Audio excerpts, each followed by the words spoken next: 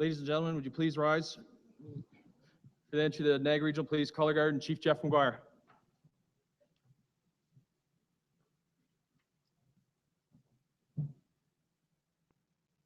I'd like to call upon Constable Sean Cute to sing the Canadian National Anthem, and Chief Jeff McGuire of Niagara Regional Police will receive the salute.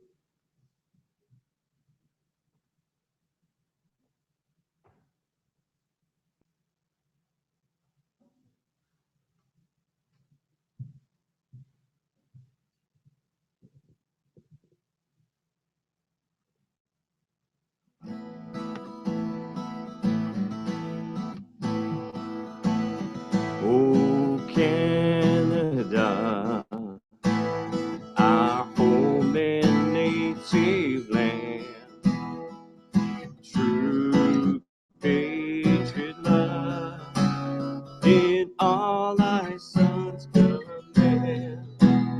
With glowing heart, we see thee ride, the true north, strong and free. From far and wide, oh Canada, we stand on guard for thee. God, keep our land glorious and free.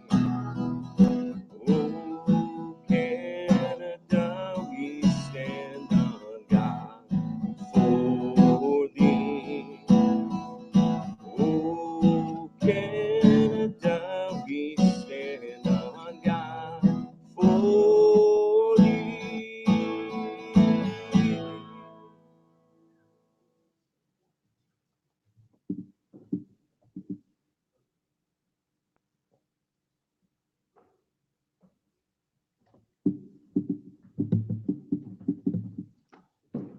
Thank you, Constable Cute. Yeah, that's good. There we go. Please be seated. Thank you.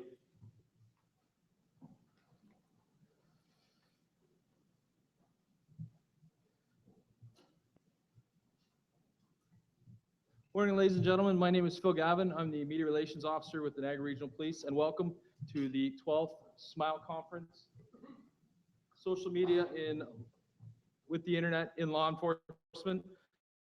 I had trouble getting, but we plan on having a fun 3-filled days. As a social media officer, excuse me, the media officer, you might remember me from my bevy of media work. My favorites being live broadcasts from the scene in May with hashtag, oh my God, I've gone blank. And from July 2015, my diving into Periscope use. Who uses Periscope? Yep, did it for the first time on a beach in July, melting, big guy in uniform. Anyone experienced that? Body armor on the beach? That's great. That one was, if you use Periscope, it's hashtag, which way does this camera point? Anyone run into that, or just me? You guys are gonna have to work with me, or it's gonna be a long week. You gotta laugh at my stuff. I'm a bit of a wanderer. I'm not a big podium guy, so you may see me moving around. And my last bevy of work is from, I was at a scene in July of this year. It was overnight. We'd been sitting there. I'd been sitting in a cruiser, July cruiser, no AC, all night. It's about 3 in the morning. And a reporter walked up and said, could I do an interview? And so I said, sure, yeah, let's go. So I jumped out of the car, and so that one was hashtag, oh my God, it's late, I'm sweaty, I can't see. So I just want to get the camera angle right. That was how I looked on camera. And if you have the double chins like me, another great experience.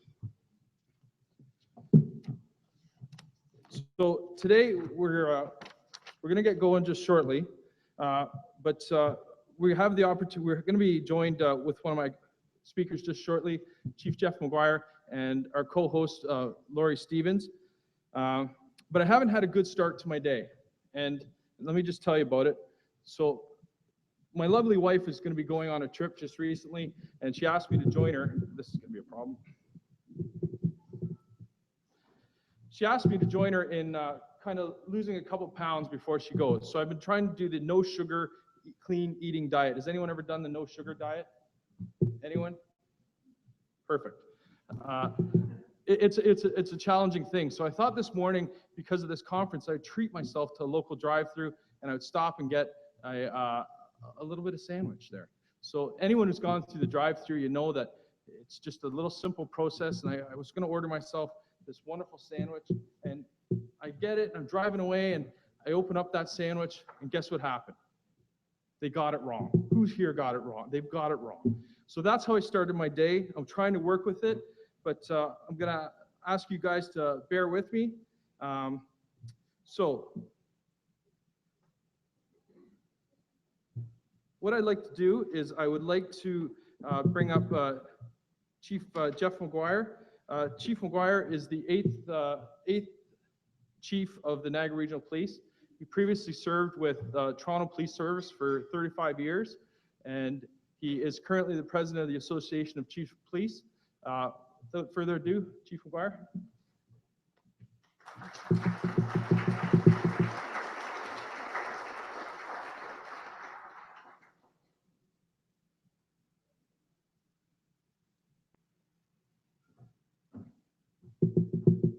Thank you, Phil. Good morning, everyone.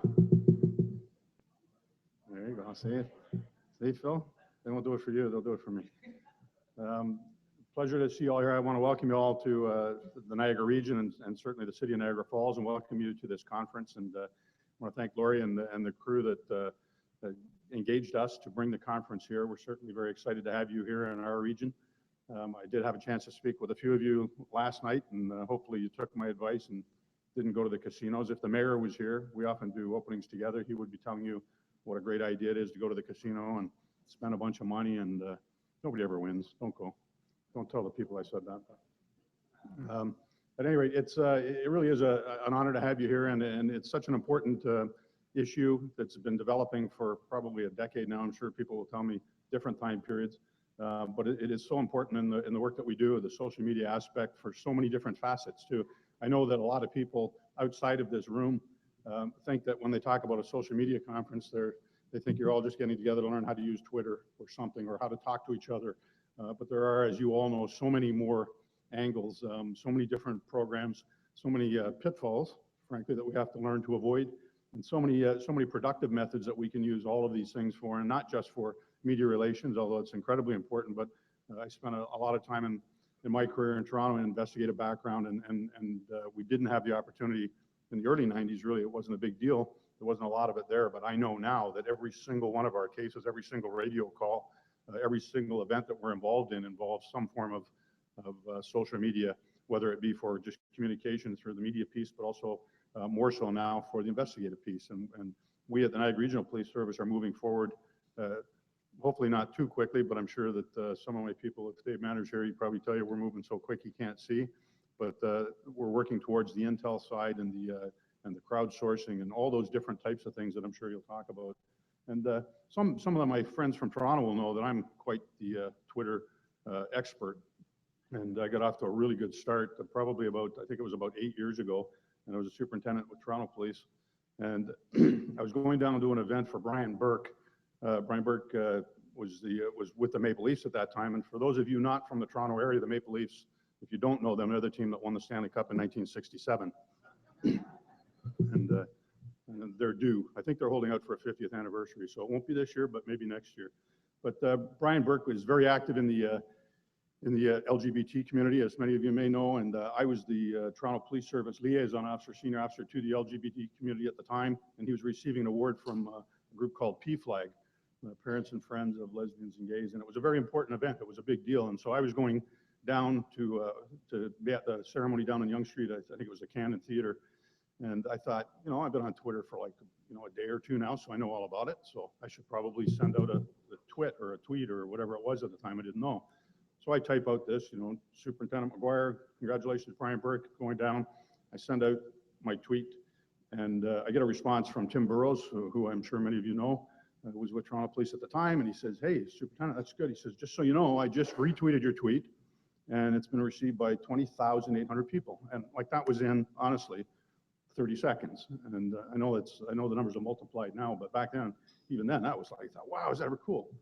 And 5 minutes later, I got a message back from Tim Burrows saying, was it your intention to attach a photograph of your cottage to that 20,000 tweet? And to this day, I have no idea how the photograph of my cottage on my phone got into the tweet about Brian Burke, but I got a lot of people thought I got a pretty cool cottage. And fortunately, it didn't have an address because I suspect that some of them may have shown up. So, I mean, the learning curve, part of the message there is that's why we have to be so important law enforcement with the procedures and policies and all those types of things. And I hope that you're going to talk about that a little bit, and getting so that organizations have those plans in place, because it's not just so simple to turn Twitter on for everybody and everybody go out and talk on behalf of your organization. But there are so many possibilities. So I won't keep you. I'm glad you're here. I've had a chance to look at the syllabus. I'm hoping sometime during the week to have some time to come in and see some things. But as I said last night, you know, the time at the disasters or at the big events is not the time to exchange business cards and learn about people. Now is, and during your breaks and during your social events, get to know who your counterparts are in different organizations so we can all work together. At the end of the day, it's all about public safety, and that's what we're working for. So thank you very much. Thank you, Lori. Thanks,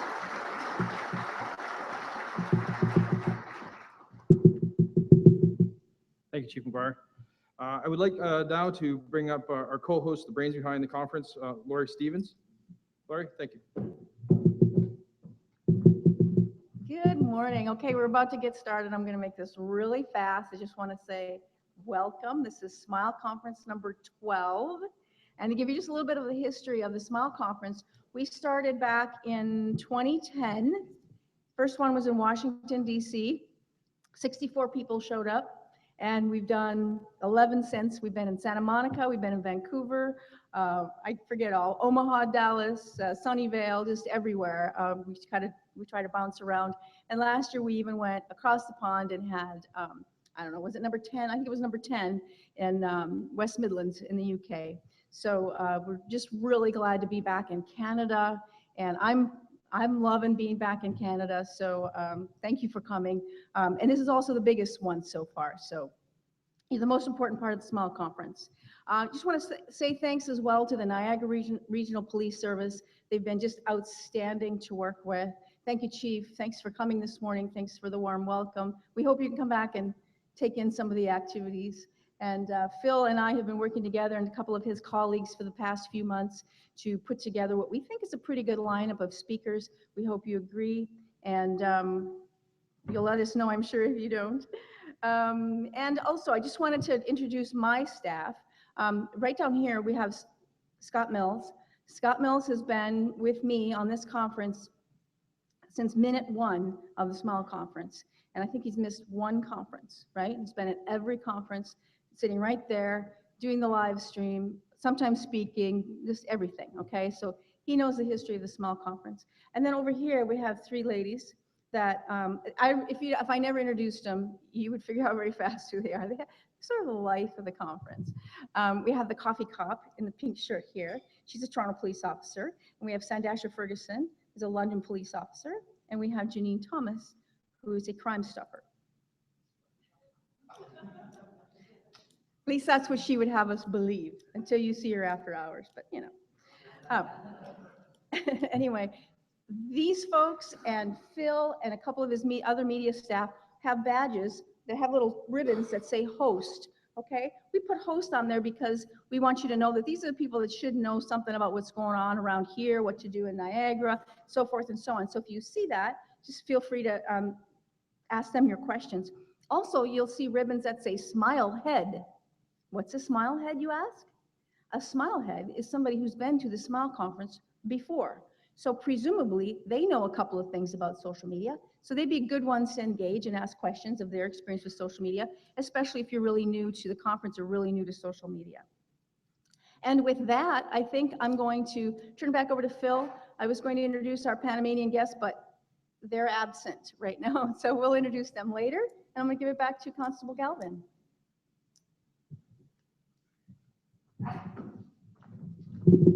right, we're going to bring up our first speaker just shortly, but I just want to touch on a couple, as with every MC job, you have a couple administrative duties just to take care of. So every table has one of these. I've got two of them. we'd ask that as certainly if you want to tweet and do all that part, but just maybe just try and turn your volume down so we don't interrupt anyone. Some of the speakers, some of the things are going to be broadcast live, so we ask you to do some consideration for that as we move through our day. The restrooms, for those who haven't found them, the ladies is just outside the door, and if you go out to just past the hallway, make a left, move your way down the mezzanine level, you'll find the men's room.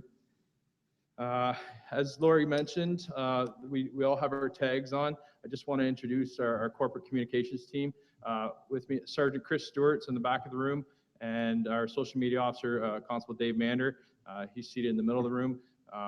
We there to help. I just want to thank Lori and her team for making remember my less than successful track and field days as a youth, where I had just an armful of participant ribbons. Anyone else? Yeah, just me, whatever. So yes, so with that, I wanted to bring up our first speaker. Our first speaker comes to us from Sarasota, Florida. Genevieve Judge. She's going to be coming up and speaking to us about how it's 87 degrees in Florida today and how she spends lots of time at Disneyland and drinking fresh orange juice. But she's also going to talk to us about the role of the being a one-woman show with the Sarasota Police Department and their public relations area. Genevieve, thank you.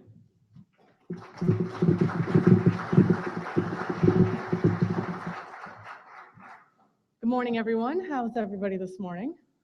We doing all right? Great. Well, like he mentioned, it is 87 or thereabouts in Florida right now. I do go to Disney World quite often, and I do like orange juice. So those are all very true things. Like he mentioned, my name is Genevieve Judge, and I'm with the Sarasota Police Department out of Sarasota, Florida. My presentation this morning is going to touch on the ups and downs of media relations and social media in law enforcement. I am a one-woman show. For any of you former reporters or former journalists in the room, I'm what we call a one-man band, if you will. I am the media relations division for my agency in Florida. So for those of you who may not know where Sarasota is or may not know where we are located, I want to go ahead and share that with you. We're on the west coast of Florida, which is about an hour south of Tampa and an hour north of Fort Myers, Florida, is where our agency is located. So those of you that haven't visited, we would encourage you to please join us down in Sarasota. And to give you a little history about the city of Sarasota, or to tell you a little bit about it, the city is the county seat for Sarasota County. Our slogan is where urban amenities meet small town living. We have approximately 53,000 full-time residents that actually live in the city limits. However, that can fluctuate anywhere from that 53,000 that live in the city to up to 105,000 during the day. And that's folks that will visit our city during our season, which usually runs from about Thanksgiving to Easter, those that like to escape the snow and come down south, and those that come into the city to actually work every day. We're also known, we were once known as the home of John Ringling, as of Ringling Brothers Barnum and Bailey Circus. We're known for our culture, our arts, and of course our beautiful beaches that we have. You may have heard of Siesta Key, that's actually in the county. Lido Beach is actually in the city. So my little tourism push, please come visit Sarasota for our beautiful beaches. To tell you a little bit about the department I work for and the department I represent, I am with the Sarasota Police Department, and currently we have 160 or so sworn officers and 45 civilian staff.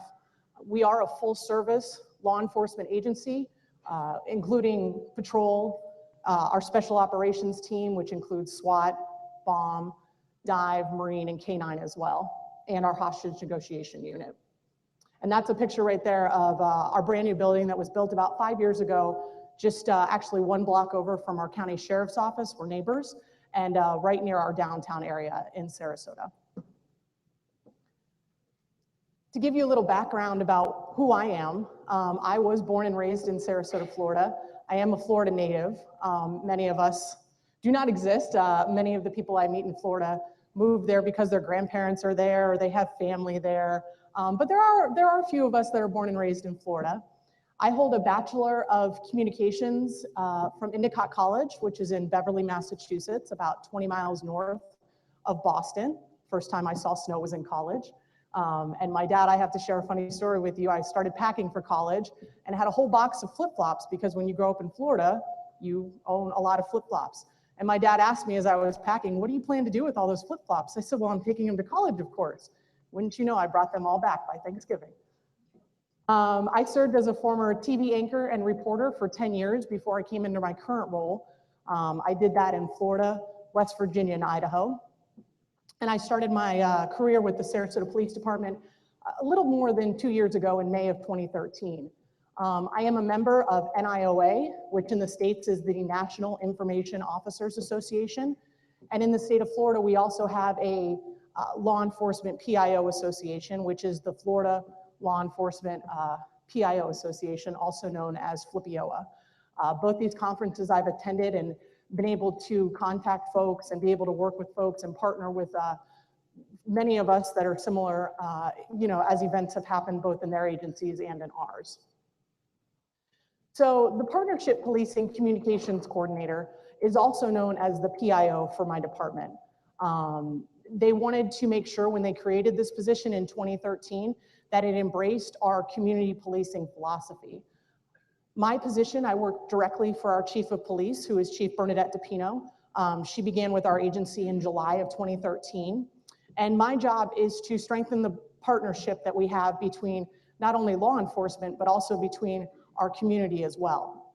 Another role that I do is I promote our department by securing media coverage, whether it be good or bad. And I also try to share the positive stories that our officers are doing every day. The nice thing about my chief of police is she understands that as a former reporter, I know their deadlines. I know that we're not going to have a news conference at 3 o'clock in the morning because I know that, or 3 o'clock in the afternoon rather, because I know reporters aren't going to be able to show up for that. So I try to encourage them, hey, let's have a news conference at 10 a.m. because having a news conference at 3 in the afternoon isn't going to work necessarily because reporters are on deadlines. They have 4 o'clock newscasts. Now they have 4, 5, 6, 7 newscasts all at night. So you want to make sure to promote those stories when you can, first thing in the morning before something else happens, because as we all know, the day changes and it fluctuates. Continuing to just kind of describe what my role does, I attend all major public events in the city of Sarasota, whether that be a holiday parade, our 4th of July celebrations. In the city of Sarasota, every 4th of July for more than 30 years now, we have what's called the Suncoast Offshore Grand Prix. This is a very, very large event that we have in the city. It usually goes about a week long, leading up to the 4th of July. It's a boat race that's offshore, but it brings thousands of people to our city. And obviously our police force is all hands on deck and we're out there. So that's another event that I make sure I attend. And I'm just out there, I'm either tweeting, I'm sharing on Facebook, I'm just communicating with with the folks that live in our city or even the folks that are just visiting our city, letting them know about road closures, letting them know that they can't be on the beach at certain times, just keeping that lines of communication open.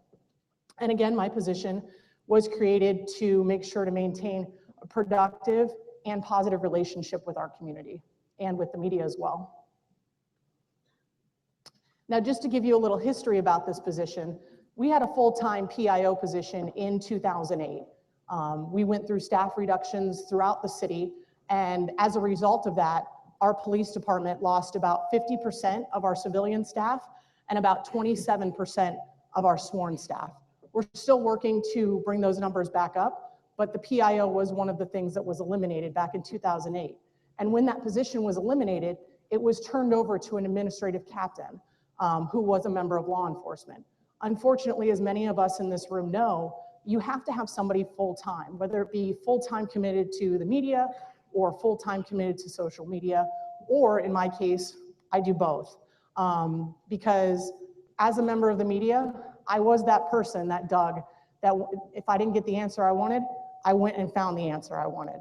Not ashamed to say it, but there is a reason I got out. So you have to have that person to be able to not only talk to your community, but also talk to the members of the media as well. And so in early 2013, when our chief started with our agency, she worked with our city and partnered with our city leaders to create this position. And again, it's not known as the PIO, whether or although many folks do call me the PIO, we did it as the Partnership Policing Communications Coordinator. And this position did come with resistance internally. When I was hired and I was brought on, many members of the agency I work for were not thrilled that I was coming on. Not only was I considered an outsider, and I had to convince them that yes, I was born and raised in Sarasota, but I was also an ex-member of the media. And many folks in law enforcement, at least at my agency, weren't big fans of that. And I knew that I had to gain their trust, but it also didn't happen overnight. It took quite a while, probably about 6 months or so, of me attending shift briefings at 5 o'clock in the morning. Right now, our officers are on 12-hour shifts. So I would go to shift briefings starting at 5 in the morning, and I would stick around to go to the ones at 5 o'clock at night, because I wanted to get to know the officers that I was going to be talking about. I wanted them to know, please trust me, know that I'm here to promote the good that you're doing, but they're not going to know that unless I get to know them. So I spent a good 6 months going to shift briefings, hopping in a car and just riding along, and not even necessarily doing anything, but just getting to know them and letting them get to know me as well. And then once we started getting out positive stories, it started to evolve a little bit. Within my first 3 months at the agency, we had an officer who works our night shift save 100 baby sea turtles. It may be kind of funny, and it still is looking back at it, but one of the things I explained to the officers when I met them at shift briefings is I said, it does seem fuzzy and it doesn't seem like that, ooh, law enforcement kind of thing, but if I can get a picture of you and an animal, or I can get a picture of you, an animal, and a child, which is a trifecta, we're perfect. And I said, please, just bear with me. So sure enough, I hadn't met this particular night officer we had, and I heard through the grapevine, hey, Officer Derek Conley just saved 100 baby sea turtles at 2 o'clock in the morning. What's my first question? Are there pictures? Well, we don't know, we just know he saved them. And I said, all right, well, when does he work? Well, he's asleep right now. It's only 10 in the morning. He just went to sleep 3 hours ago. Captain, do I have permission to wake him up? I need a picture. So again, I hadn't met this officer. Thankfully, he took my phone call. We laughed on the phone, and I said, you probably won't believe me because I haven't met you.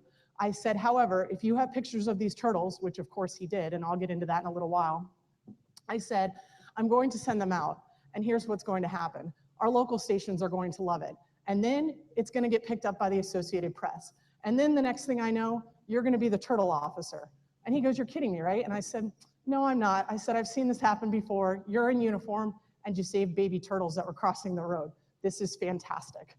So sure enough, within 48 hours, we're mentioned on the Animal Planet website, we're mentioned on CNN, and the fact that there were photos is the reason that really drew further.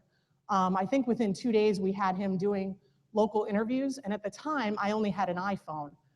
So I recorded the whole interview on my iPhone and put it on our YouTube channel. Wasn't the greatest quality, but it worked because as we were starting to get inquiries from networks that had no connection to Florida, I was able to share that interview, and that interview was going out. Since then, and that kind of goes into my next slide, since then I've upped my game when it comes to the tools that I use. This camera right here is a Sony AX6000. I just got this camera actually a couple weeks ago, thankfully from my chief and deputy chief. And this camera is fantastic. I can take photos if I were using it here, take photos of all of you, and thanks to the Wi-Fi capabilities it has, I can send it straight to my phone and put it out on Twitter, put it out on Facebook immediately. I also have a GoPro, which is great for our canines. I can put it on the back of our canines. Everyone loves video of dogs. And I can also put it on our Marine Patrol, which is fantastic. I also have the video camera, which is very similar to the one you see on the right bottom there. And when the chief and I met when I first started, she just looked at me and said, whatever you need, let's get it, let's make it work. Well, again, I'm coming from a TV background. I only know the equipment that I used in TV. We actually use a majority of forfeiture funds to be able to purchase the gear that I have. That camera there is fantastic, but again, many of us work from our cell phones. I also have an iPhone. I have two phones very similar to many of you. So I have my iPhone that I can use in the field, but I can also use this video camera that you see here. And the nice thing about that camera is when we have news conferences, talking about a major drug operation or a major arrest that we're having, I'll film all of our news conferences and put them on our YouTube within a couple hours.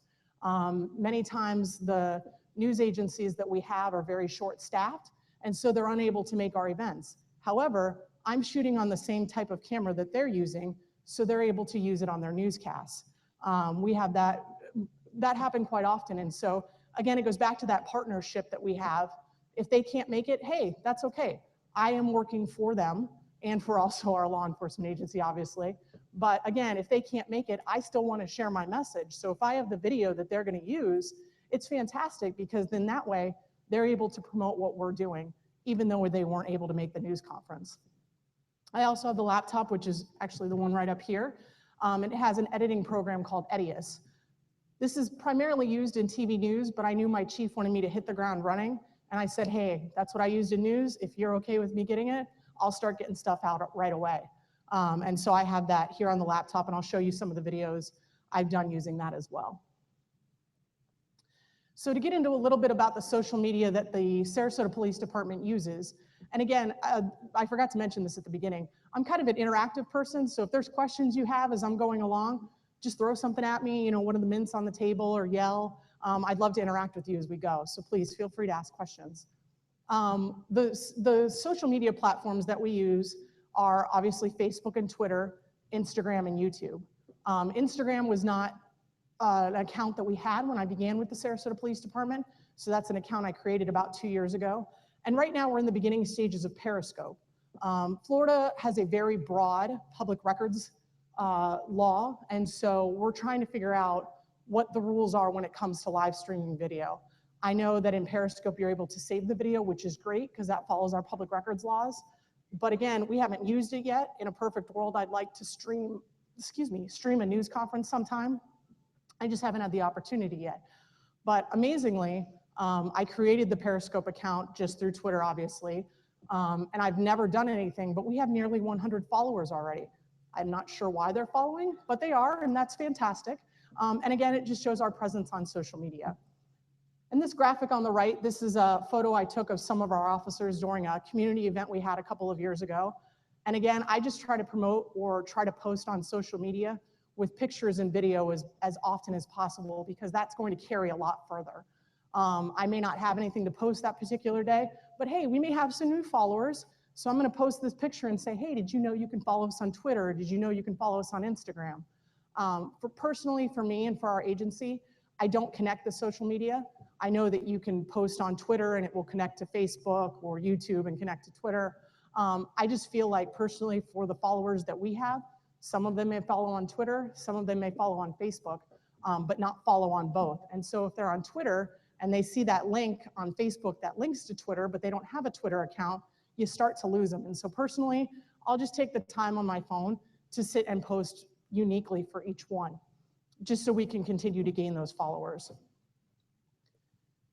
Our social media is fantastic. To give you some examples of how we use social media, again, interacting with the media literally 24/7. When I applied for this position that I'm in now, the job description said on call 24/7. I had no idea what that meant till my first phone call at 3 in the morning.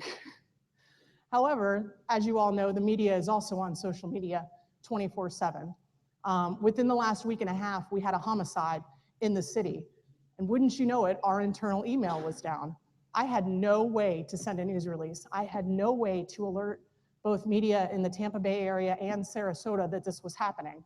So I went on Twitter, I started posting tweets. Luckily, I've built that relationship with our local media, so they follow us, they know what's going on. And I just flat out told them, as you can see in this tweet here, this is where you can meet me. I have no email. If you want to come out here and talk to me, great. And I started to get phone calls, and reporters are like, you really don't have any email? I said, I couldn't make it up if I wanted to. Luckily, within the next couple of days, we got our email back up and working. But of course, when you're down and you can't do your job through email is when something happens. So luckily, we had that partnership on social media, and it really worked well. We also use our social media to help investigations. This photo on the bottom here, we just had a major burglary arrest of an 18-year-old that we recovered nearly $25,000 worth of stolen property. Within that property was a laptop. My detective said to me, do we do a news release? Do we put it on social media? I said, hey, let's just try social media and see what happens, because you hear the story so many times. Oh, I got connected through this person on Facebook, or oh, I got connected through this person on Twitter.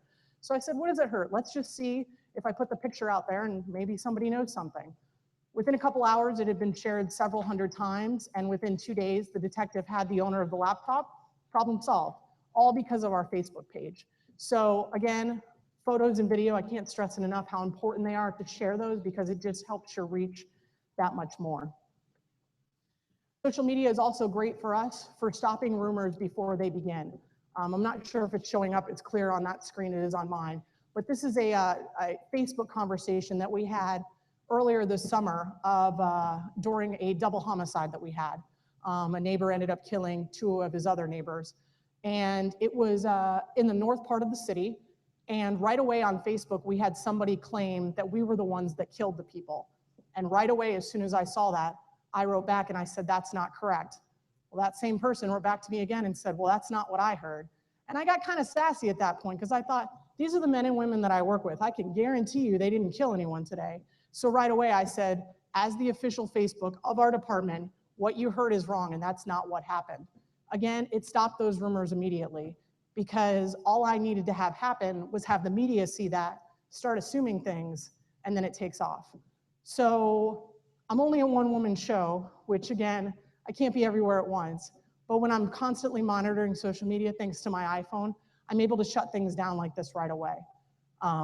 Because again, especially right now in law enforcement, I don't need rumors like that starting about my agency when I know that's not what happened. So, and you can tell by the likes, folks were supporting us and appreciating the fact that we were letting them know that that rumor wasn't true. And in addition to sharing tips to the media and letting them know what's going on, we also share crime prevention tips and safety reminders. More than 65% of the vehicle burglaries that happen in the city of Sarasota happen to unlocked cars. The burglary suspect we just arrested was hitting unlocked cars and unlocked homes. Well, we started doing a real big push on our social media accounts, letting them know, hey, you need to lock up your cars. And people would comment and say, how silly is it that folks aren't locking up their cars? It happens all the time. I'm sure it happens in all of your communities, yes? You know, and it's sad. I went to lunch with my deputy chief not too long ago. We walked outside and saw a set of keys on a tire well of a car that was parked right there. And he said, had I been a bad guy, I'd just take the keys and go, and that's a stolen car. And it just comes down to common sense, but sometimes folks need that reminder. So I made this poster and publisher, it took me about 20 minutes, and just put our logo on it. And again, just reminded folks, it only takes a second to lock your car. It got shared because of, you know, again, the talk had been going on that we had an issue with vehicle burglaries. So that photo was shared, the media shared it. We printed it out during our news conference where we announced the arrest of our burglary suspect. So it came in handy. We also use our social media accounts for video public service announcements and also sharing video, photos, and information about our officers. One of the things I love doing is bragging about the officers, not only about the work that they're doing, but the things that are going on in their lives. This is one of our officers, Dustin Luciano. He's one of our street crime members. Now, I'm Facebook friends with him and his wife on Facebook, and I saw them post this photo. Again, officers and kids, officers and animals, you really can't beat it. Put it all 3 together, you're golden. I actually Facebooked them and I said, hey, do you mind if I share this on the Sarasota Police Department Facebook page? I'm never gonna share anything that our officers aren't okay with. And sometimes they tell me, hey, I don't want that, that's too personal, or hey, I would love it, I think that's really neat, you know, it would be nice for my family to see. So his daughter came to visit him one night over the night shift, and I don't know if you can see it, but it has more than 600 likes, 17 shares, and all sorts of comments. Because again, it shows that not only is he an officer, but he's a dad too. And it just shows the human side of what our officers do. Now, getting into some of the programs that I use our social media to promote, and I'm sure many of you do this here as well through Twitter, is our Tweet from the Beat program. I try to do it every 2 to 3 months if I can. And I just tag along with our officers, the ones that are willing to let me do ride-alongs with them, and just share what they're doing. That logo that we had, that was just through our programs on my computer. And it was great because we did a back to school tweet from the beat. I wrote along with one of our sergeants who's over our school resource officers. And we just went to the different schools to share what officers were doing. They were passing out pencils, they were passing out pens, letting kids know, hey, welcome back to school. We're here to help you. So that was a great event. This other photo is Officer Kevin Schaefer, and his wife's actually a teacher. So he went to visit her because in his zone is where his wife teaches. Again, I asked permission, hey, can I share this photo of you and your wife? Absolutely. So we were able to, again, show the human side. Like, not only is this Officer Kevin Schaefer, but this is Mrs. Schaefer's husband. So it was neat to be able to show another side of what our officers do. Another program, and I don't know if you call it a program so much, is more of just a phrase that I've decided to start using, is behind the badge. This particular one for me is just of when officers are doing something that doesn't necessarily come off as law enforcement official. The photos on the left is Officer Schultz with some kids in one of our local parks. We do a program in the summertime when the kids are out of school called through 7-Eleven, where they get free Slurpees for good behavior. So our officer saw them playing in the park, went and chatted with them and said, hey, these kids are not doing anything wrong, and passes out some Slurpee tickets to them. This other photo where you see the two officers dressed in black, that was during a search warrant we had a couple of weeks ago. The child in the middle, his parents were part of the search warrant, obviously very scared. And our lieutenant sent me the photo and said, hey, can you do anything with this? I said, absolutely. These two officers had just stopped what they were doing during the search warrant at 6 in the morning, took out their cell phones, and were just showing videos of a kid's version of the whip nay nay just to make him laugh. Because it was scary, you know, the officers were going into his house, he wasn't sure what was going on, but those officers knew that they needed to pay attention to that little boy, and luckily somebody caught it for me and sent it my way. So again, it just shows the humanistic side, it shows the warm and fuzzy side of what our officers do. Another program we have is our Coffee with a Cop event. I can't claim this is mine. I actually learned this from another agency, the Cape Coral Police Department. When I was a reporter, I worked with them and covered this event. And we just had our 9th Coffee with a Cop last week. If you haven't heard of this, there's a website, coffeewithacop.com. You can get all sorts of promotional materials and whatnot. And this is a great event for our officers to go have coffee with members of our community, just to let them know, hey, we're here, and we'd rather meet you over coffee than when you call us over 911. So again, it's a great event. We had it at McDonald's a couple weeks ago, and that particular shift that was working during the day came out, met community members, you know, laughed, were able to get to know them, because again, you don't want to get to know someone necessarily when you have to call 911 because it's crazy, adrenaline's running, and it's really great to show the partnership with our community over events like this. Other social media programs and events that I run through our Facebook and Twitter pages and Instagram as well are Wanted Wednesday and Flashback Friday. Wanted Wednesday I work with our criminal investigations division, and they tell me who they're looking for at that time. It may not be anything to write home about, but hey, it's something to promote on social media. This particular individual was wanted for violation of probation. I just made a poster. I have a template now of that poster, and basically I just changed the picture and changed the name. And I just put on Facebook, hey, it's Wanted Wednesday, share this, do you know this person? And we've had some success with it, which has been great. Flashback Friday is awesome. I have photos anywhere from the 1900s to current. And a lot of our retirees or families of our retirees that follow us on social media like to interact with that. They like to see the photos, they're surprised by it, and they really enjoy being able to see photos from way back when. A community program that we also promote on our social media accounts is Blue Plus You.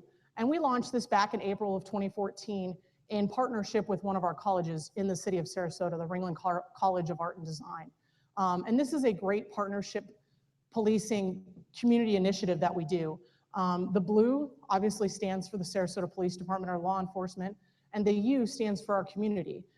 We use it a lot in our news releases to let folks know of that partnership with our community. And every 6 to 8 weeks, we have what's called a Blue Plus You movie night. We actually get a Disney movie. We show it on the side of the Sarasota Police Department headquarters in a large field we have, and folks bring their kids, they, you know, come out with their families. We have popcorn, we have sodas, we have water. And again, it's just another partnership policing community initiative that we do with our agency. Now, to kind of highlight what works for the Sarasota Police Department. Again, like I mentioned, I am a one-woman show, but thankfully through the use of my cell phone and my iPhone, I can post instantly. My poor fiance is not a big fan of me doing it every single day, including the weekends. But I know that in order to continue to keep our social media going, posting daily is important. We also like to post, like I said, videos and photos of officers with children, officers with animals. But if something happens during the day, I know a majority of us are at work at 1 o'clock in the afternoon. We just got back from lunch. We're not necessarily on social media unless we're just scrolling through our phones. If it's a photo that can wait, like this one of our officers tying the shoe of a little boy, if I can wait and say, hey, I'll post that tonight at 8 o'clock, I know that more people are going to be on social media at 8 o'clock at night when they're home from work than say 1 or 2 in the afternoon. So sometimes I'll wait to post stuff at night just because I want folks to see the good that we're doing. And don't get me wrong, we're all human, we all make mistakes, and we do have our bad stories, but I want folks to remember that we have a lot of good stories at our department as well. And traditional and social media are really starting to work hand in hand. When I got out of the TV news business, social media was really beginning to take off. People are on Twitter, they want to read about it on Facebook. They don't want to wait for the paper the next day. They don't want to wait for the 4, 5, 6 o'clock news that night. They want it now, they want it instantly. So if we're posting it instantly, they're posting it instantly. And again, these are just some articles from the Tampa Bay area, which is actually the 11th largest TV news market in the United States, highlighting some of the work that we've done that was only posted on social media. You have the turtles there. I didn't really mention this, but we had an officer save a baby duck. And of course, he took a picture of the duck in his hand, and I said, can you put the duck on your patrol car? Oh, of course. There's the photo. But again, it just got our logo out there. It got our information out there to share what we were doing. Now, I'm going to go into a video next. And you saw the photo of the officer tying the little boy's shoe. That particular one, I did wait till about 7 or 8 o'clock at night one night to post that. I didn't send a news release. I didn't tag any of the media outlets. I'm just lucky that I have the media outlets that follow me. And I know that the nighttime producer, or the morning show producers rather, are coming in at 8, 9, 10 o'clock at night to get that morning show ready for the next day. So all of a sudden I wake up the next day and I have text messages and messages from folks at work and from people on my Facebook. Hey, I just saw the Sarasota Police Department on Fox 13. I said, really? Did something happen and I didn't know about it? Why didn't I get a phone call? And they're like, no, it was good, it was good. And I said, well, what is it? And they said, oh, it's a photo of one of your officers tying a shoe of a little boy. And I said, I didn't do anything with that other than put it on social media. And they said, well, somebody saw it because it was on the morning news this morning. So I captured just this video to share with you all, just to show you the power of social media, and you never know who's watching you. All right, staying on the theme, here is our good day, good deed for this Friday morning. Sarasota, little boy walks up to a police officer and asks him for help in putting on his shoes. Well, Officer Combs didn't think twice about that. He told the little boy to sit on the curb while he bent over and tied his shoes. We found this really great picture on the Sarasota Police Department's Twitter feed. Somebody caught red-handed doing it right. I love that. I love that picture, don't you? I do. Look at that little boy looking up at him too. Isn't that great? It is. And you know, we need them for the big crimes, and we need them to take care of us in that way. But those are the moments that people remember. Sure. Those little things are their jobs too. And I love the ones who don't forget that. All right, straight ahead. So again, that was just because of a picture I posted on our Twitter page. Again, I didn't tell anyone about it. I just wanted to brag about that particular officer. And luckily a producer from Fox was watching and off it took. And again, it just not only highlights our department, but I know law enforcement agencies all over the country and all over the world do things like this every day. And it just reminds folks of that, whether it be in Sarasota or it be here in Canada, that's happening every day.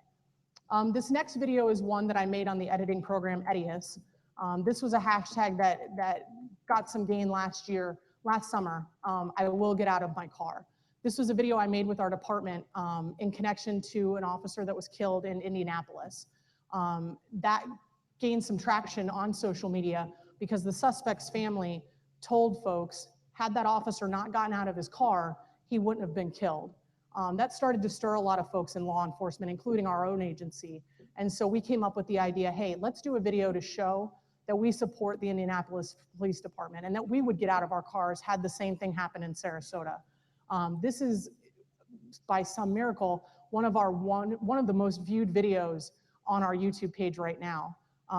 And for several weeks after we made this video, again, I never sent out a news release. All I did was post it on social media. It started to gain some traction. Some news outlets from out of our agency contacted us, wanted to know why we did it. The Indianapolis media contacted us, said it was fantastic. And actually, members of that law enforcement agency came down to visit with our chief and our command staff to thank them for what we had done. And again, it was just a social media thing. You know, we wanted to show support for a neighboring agency that had gone through the loss of an officer. So this is the video that was made just on my laptop, just using the tools that I talked about earlier.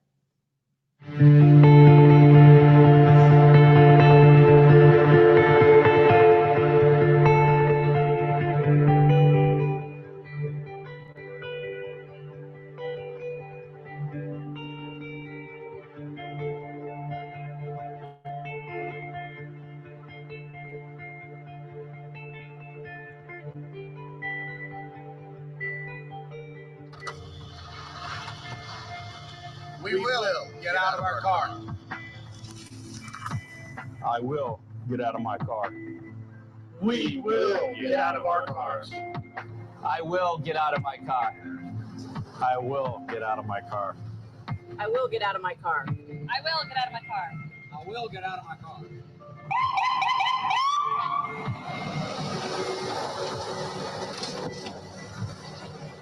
I will get out of my car. I will get out of my car. Hi, I'm Lieutenant Randy Boyd of the Sarasota Police Department. On behalf of the men and women of the Sarasota Police Department, we support the Indianapolis Police Department. We will Get out of our car. That didn't take me long at all. I think start to finish, maybe a day. I tagged along with our shift commander that particular day, hopped around to the officers that were working on patrol, explained what I was doing. Some of them were on board, some of them were not. And that's okay. I don't like to pressure any of our officers if they don't want to be on social media. I'm okay with that. You know, and I just move on to the next. So this particular patrol shift helped me out with that. And again, we just put it together in a day, posted it on YouTube, and again, it took off. We also use our YouTube and our video and our social media to do video public service announcements. We have a handful of them on our YouTube page right now. One of them is just a 30-second clip that I made.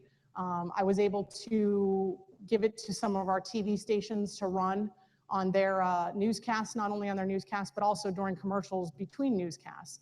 But I know, as a former reporter, most commercials are only 30 seconds, really 29.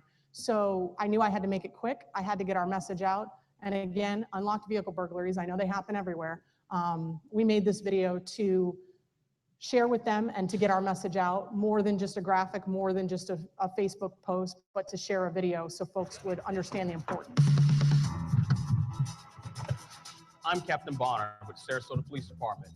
More than half of vehicle burglaries happen to cars that have been left unlocked. Don't make it easy for criminals. Do the smart thing. Keep your valuables out of sight. Hide your purses, cameras, and other important items in your trunk, or take them with you. Lock it up, Sarasota. It's as simple as 1, 2, 3. This message has been brought to you by the men and women of the Sarasota Police Department. Now, please don't get me wrong. I have officers that when I tell them, hey, I want to do something on video, they absolutely walk away from me and they laugh at me and they tell me, no way. I said, please, just 30 seconds. I'll make you look good. No, I don't like to be in front of the camera. The woman in the back of the car hiding the bags and whatnot, she's our patrol administrative assistant. She's the last person I thought I would be able to convince. And sure enough, I only put her in there for about 2 seconds, but she was fine with it. I said, I'll even let you look at it before I put it anywhere. And so she agreed to do it. Sometimes it works, sometimes it doesn't. I know it just takes time. And again, building that trust and building that relationship. And I wanted to share with you the most viewed video we have on our YouTube page right now. And there's no sound, so I'll just walk through it with you. This is a case from last year. It was a crime that was committed at one of our drugstores. And you see this individual walk up and he's covered his face with a bandana. And he walks up to the pharmacy counter and you can see him walking around with a hand in his jacket. Now that gentleman in the blue shorts, do you see him there in the flip-flops? Keep an eye out for him. So I knew when the detectives brought me this video, I needed to do something about it. They weren't sure, but they said, hey, we thought you might like it. You're the video person. You know, here you go. I watched it and I said, oh, we got another viral thing. It's gonna go. So you see him pretend to hold up the pharmacy. He gets the pills and out comes the coolest guy I've ever met out of nowhere. You'll see him here in a minute. actually come out of the middle of nowhere and just take the guy down. My hero right there. So again, as soon as I saw that video, I knew not only was media going to be interested in it, it happened in our city. Again, you know, we had an everyday citizen catch a bad guy, take him down. You know, we shared the message through our media interviews. Hey, we don't encourage you taking down a guy that's pretending like he has a gun, but hey, that's okay. You know, thank you for doing it. We appreciate it. We also gave that particular citizen an award during one of our annual citizen or during our award banquets later that year. So that's our most viewed video right now that has more than 150 views, right, or 150,000 rather, views on our YouTube page right now. Now, when I started, there wasn't a dedicated person committed to social media. Again, that position was an administrative captain and it was passed around. And obviously, you know, a sworn personnel, their first job is law enforcement, not necessarily social media, definitely not the media.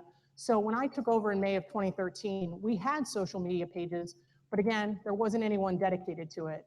And so you would find me in meetings, you would find me at events, you would find me at news conferences constantly on my phone because I knew we needed to grow that. I knew we needed to share our message.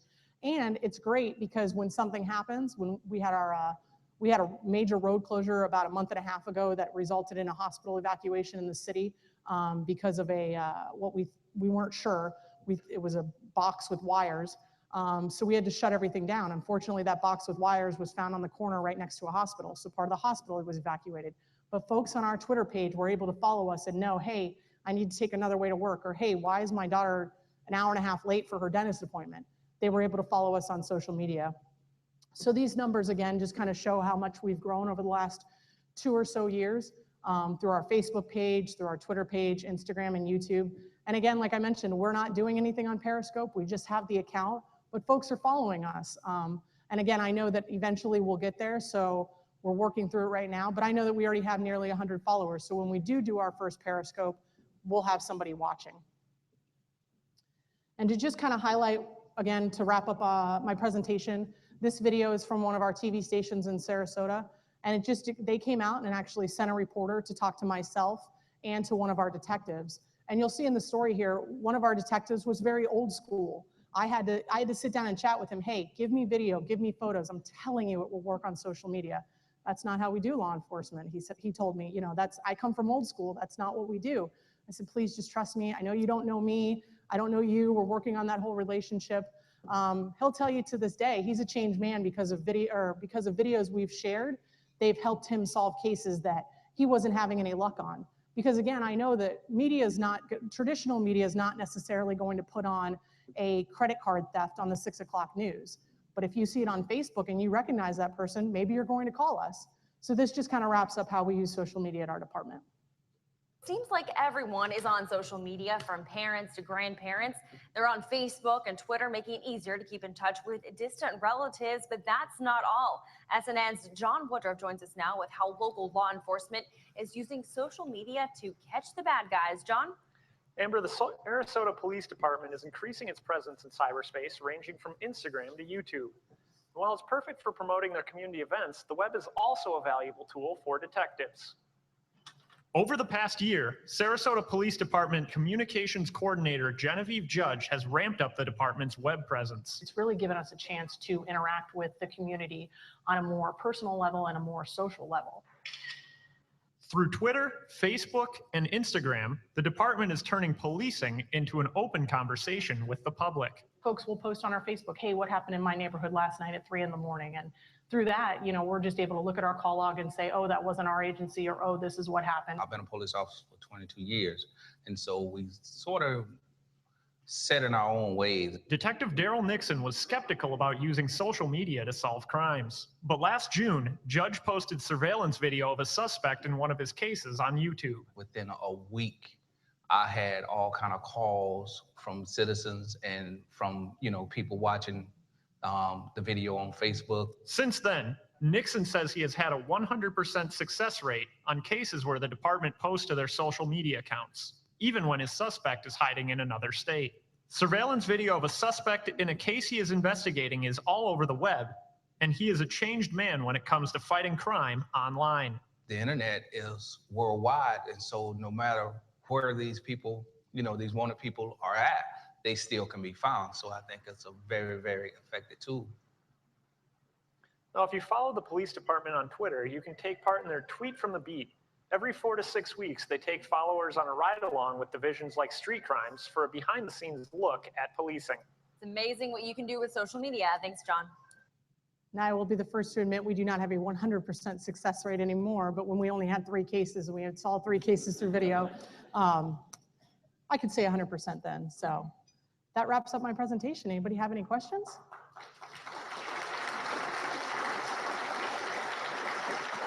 All right. Thank you very much. Oh, question. Sorry, yes, sir.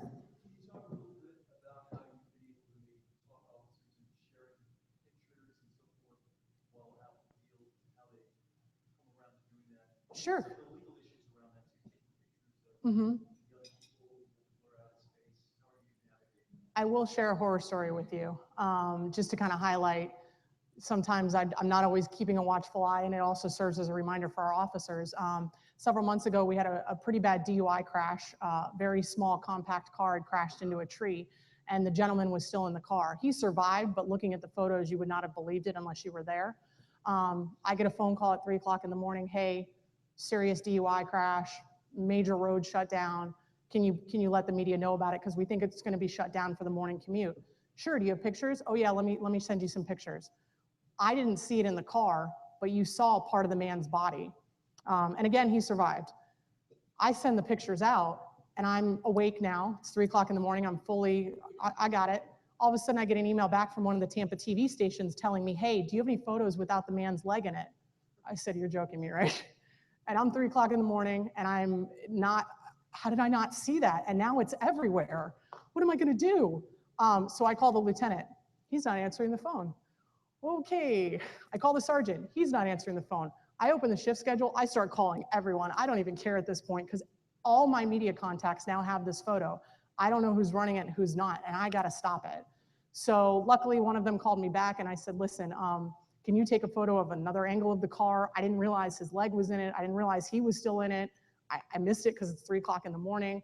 And luckily they did. I sent an email within 20 minutes and I apologized to the media. Please don't use this. I didn't catch it. I'm half asleep. Please understand, I'm only one person. Some of them ended up going with it, and I can't stop that. But a lot of them, it's just taken time. They follow our Facebook page and they see when I share photos, how much gain it gets and how much respect it gets from our community. And again, I do have officers that are like, hey, I don't want to be on there. Or I'll put them on there from a community event, and they'll call me and say, hey, I just don't like being on social media, for my family, or I'm not comfortable with it. And I'm okay with that because I want to respect them, and it's that give and take relationship. Again, it's just taken time. It's work to gain that trust with them.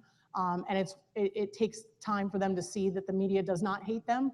The media will do stories that they may not agree with, but the media also respects what they do. And so I think if you just have that conversation, you're able to show examples, I think that helps them understand that social media is not bad. I mean, you saw it in that story there, that detective's, very set in his ways, but once he saw what could happen from social media, it kind of changed him a little bit. Am I going to change everybody overnight? Sure, no, but I think over time, I'll get a majority. So does that help answer the question? Okay. Any other questions? All right, awesome. Thank you.